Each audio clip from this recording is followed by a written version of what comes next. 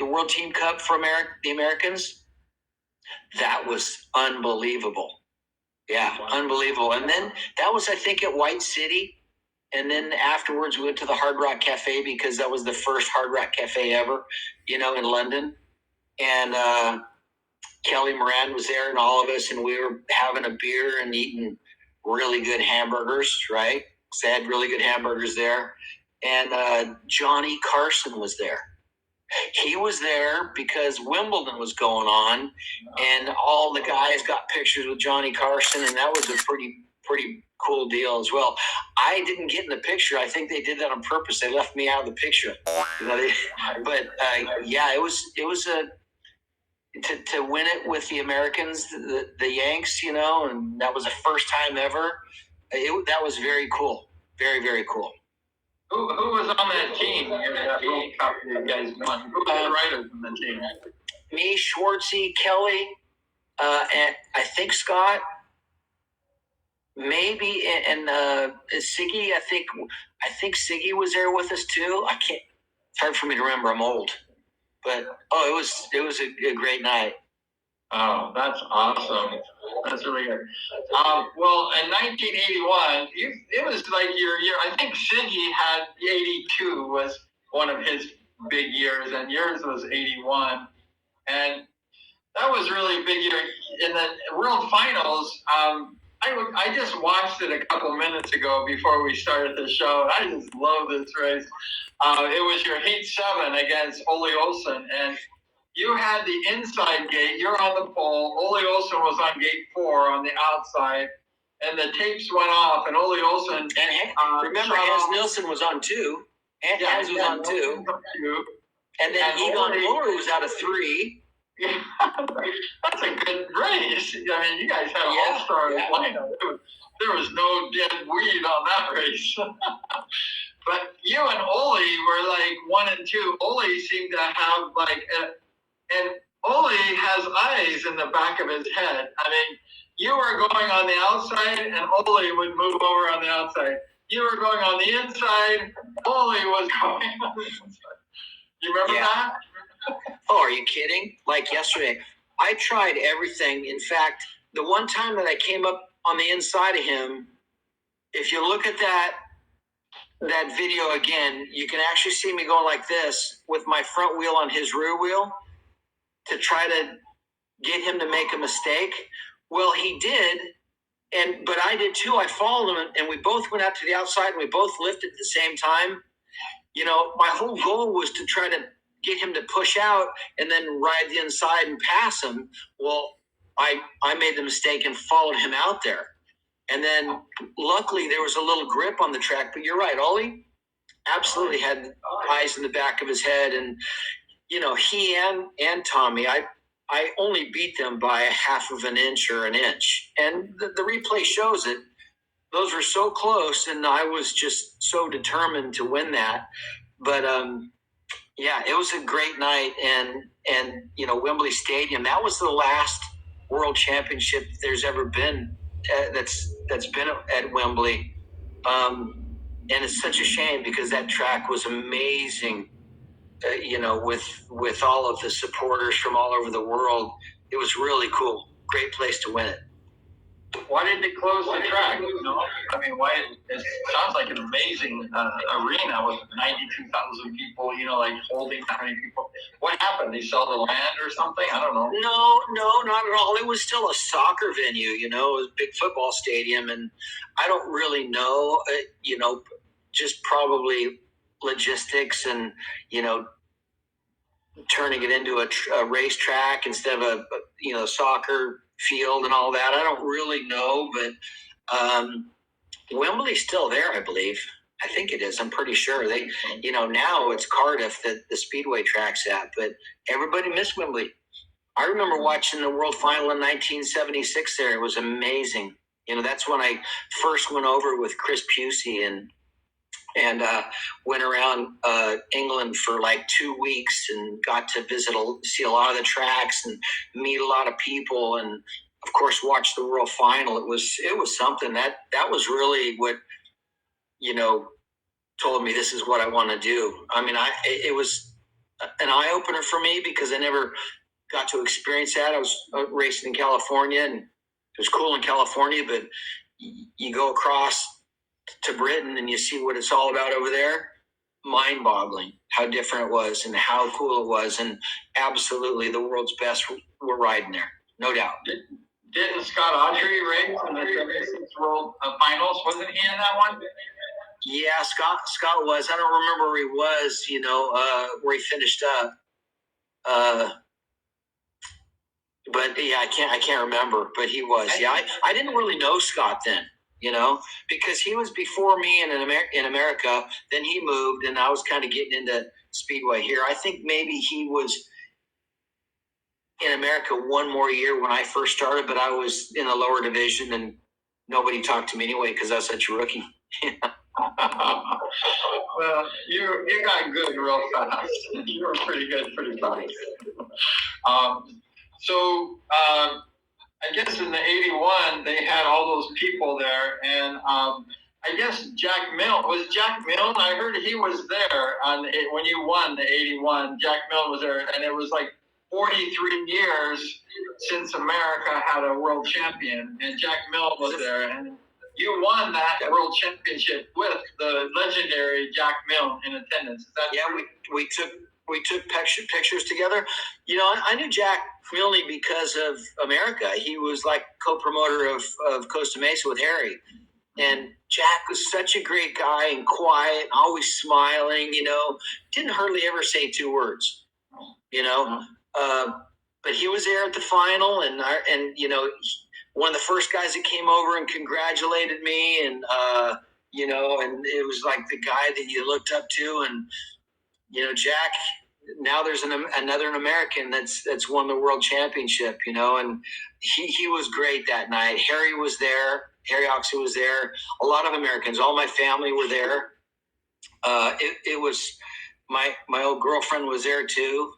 She came. So the best thing was my family, because I'd lost both my parents in '75 in an airplane crash, and so I still had a really close family, my brother and sister and my cousins, and they came to Wembley. I think there was probably 10 or 15 of them, and they went on to Germany and watched me in the World Long Track final.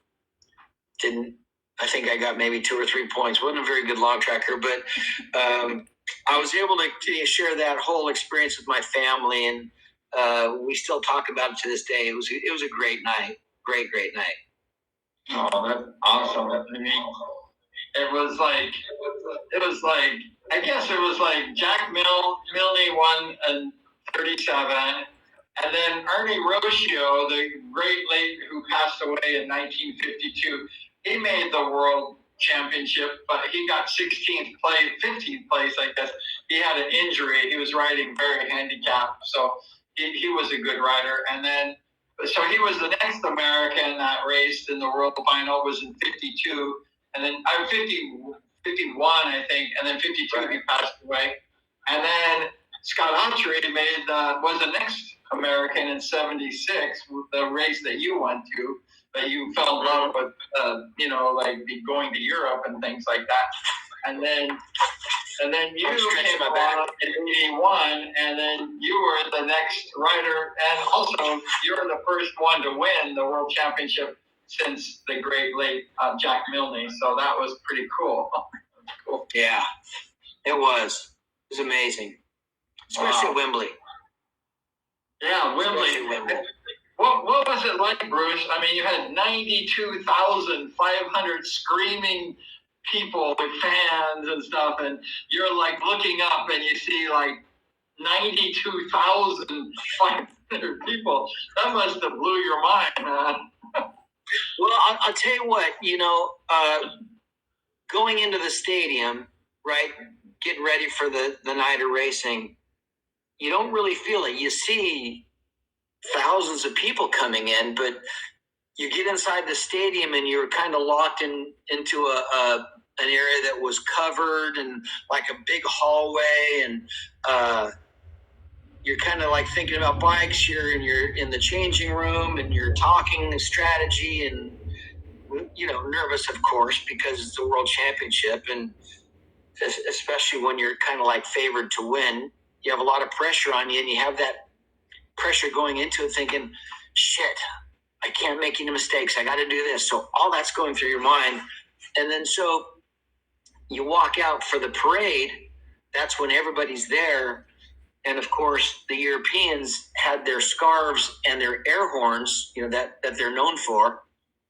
And they have jackets on, the whole deal. So you walk into that, you walk out there when they first introduce you, you go to your flag. Oh my God, I can't, it still gives me chills. It is so loud, but your whole mindset is like, first turn. Let's get to the first turn. That was my mindset, is I have to make starts. I have to make starts. I have to make starts.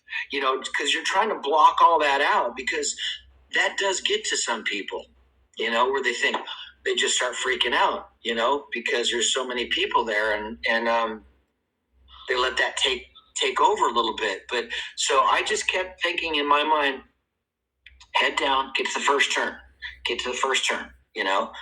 I wasn't a tremendous starter. I learned how to make good starts when I moved to England. I really did, but I still wasn't, one of the best starters. I made some good starts, but my racing capabilities came from, like I've always said, from the States, being able to learn how to pass on the outside. And that's kind of where, I was best at, is, making it happen, getting around people, because maybe I didn't make the start, or did I make a mistake, or did they? So I was fortunate that, I just have my head down, and, I've got to concentrate, and, I can't be 2-3 bikes length coming out of a turn from one of these guys. If so, I've got to make up that time. So it was just, I blocked all of that out of my mind, and going into a lot of those fans are there to support the guys that live in Denmark, the Danish fans, the Swedish fans. British fans are like, they were into their team riders, let's say Dave Jessup or whoever it may be, or even Bruce. But after I finished those 2 heats, including my first one, like I could really feel most of the stadium were behind me. But I'm blocked out. I've got that blocked out. And just before my last heat, I'll never forget this. I tell this to everybody all the time. Peter Collins came up to me, because I had Kenny Carter in my last heat. Everybody knows that, he and I didn't get along. And Peter comes up to me, he says, okay, BP, he says, you have to get third or better in this heat. He says, you don't need to win this. Don't make a mistake, where you're going to tussle with Kenny, because Kenny just wants to win that heat. He didn't give a crap about me. He wanted to win. And that's what we're all there to do, win the heat, every heat. And so I'm like, yeah, but, shit, I got to win this. I got to win this. And he goes, you will win this. But don't be stupid and think about the first turn. If he's there with you, give him space. And all you have to do is third or better. And so I really had that in mind, even in the first corner with Kenny. We were pretty even going into the first turn, but I just gave him all the room in the world and let him do his thing. And I'll never forget, keep looking behind me, because Jerry Stansel was back there, and he could be very fast at times too. I didn't want to get third, because then what happens if I have an engine failure? All that stuff goes through your mind. But just do your 4 laps, stick tight in right there with Kenny. Kenny even kind of like lifted going down the front straightaway, and I thought, oh shit, he's going to get off. So he didn't. And he got the motorcycle back down, and I just let him do his thing and cross the finish line. And, I was the world champion. And man, all of a sudden I felt the supporters and the fans, and it was so loud. And I finally, in my mind, said, you know what? I just freaking won the world championship. I did this. I did what I set out to do, not only for myself, but for my mom and dad, because they're the ones that had supported me and were behind me, and my brother and sister. I mean, it was such a huge relief. And at that point, I told myself, I did it. I did what I set my goal to win and I accomplished that. Man, the next year I had a lot of pressure off me because I did that. I did win. However, now the world championships come into Coliseum. Never been in the States, so I had all this other pressure on me. And of course, the Chips people were following me, and that's a whole different story. But you know, Wembley was. They put me up on the fans jumped over the fencing, and there was still a runoff left, and they were chasing or carrying me around the track, putting different hats on, and I had the American flag. It was I just can't explain how great of a moment that was, or night that was, the whole night, and to win it very close in those heats, it was very cool, very cool. Congratulations, Bruce. That's amazing.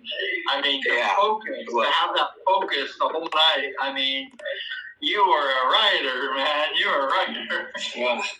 Yeah, it was great. Great. I mean, getting that monkey off, like I read something on the internet or something, I don't know where, I heard it or read it or whatever, that you said before you went to England that I want to win the world championship for my parents. And I guess it drove you, it drove you for success. Is that true? Because I don't know, but I read that. It made sense to me. But I could see you, wanting to win that championship for your beloved family, for your beloved mom and dad, and you gave that to them. Is that kind of true? Well, I'll tell you what. To be successful at anything, you have to want it yourself. You can't, sure, you can want it for everybody else, but you'll never be, you could be successful, but not the best, unless you have this utmost desire and the biggest heart to do whatever it takes to become champion. You have to have that yourself. If you don't, you'll never become champion. Yes, you could have that heart and still have problems, but in my mind, you still have to have it and want it and live it. But I'll never forget how much my parents had done for me. And, of course, I always felt that they were looking down on me, and that I hope I'm doing you proud, Mom and Dad. And, this is what I want to do. And I know you're behind me up there. So I would have never have been where I was in the Speedway if it wasn't for my mom and dad, for sure. And I have to reach out to them and thank them and millions of other people that have helped me along the way. It wasn't just Bruce, it was starting from the way I was raised and my mindset and my mechanics and all that. I mean, you'll never become a champion unless you put all of those pieces of puzzle together. And I'm thankful for that. I'm more thankful now that I'm 63 years old and have my own kids and do the best we possibly can to raise our kids. And I appreciate the way I was raised way back then a lot more now. Of course, back in those days, it was important to me, especially after I lost my mom and dad. But to the age I'm at now, it's huge for me, and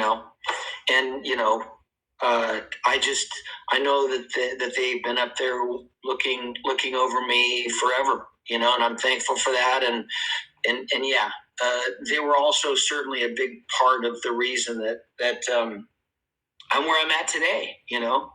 I have to appreciate my parents. Absolutely.